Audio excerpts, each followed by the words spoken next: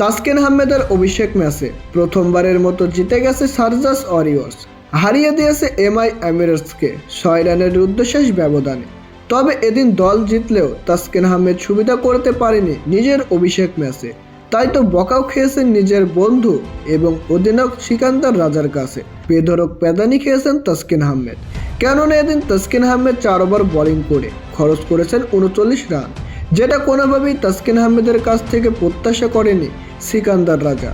তাই তো তাসকিনকে বারবার বোঝাচ্ছিলেন কি সমস্যা, কি হচ্ছে, কেন উইকেট পাচ্ছে না, কেন বাউন্ডারি হচ্ছে। এটা নিয়ে রীতিমতন বিরক্ত ছিলেন সিকান্দার রাজা।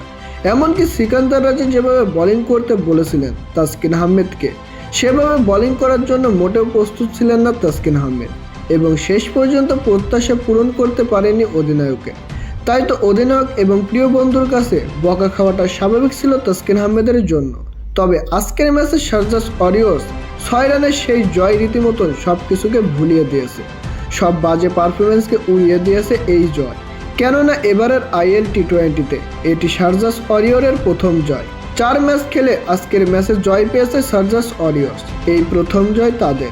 তাই তো আনন্দ একটি বেশি হওয়ার কথা এবং সেটাই হয়েছে।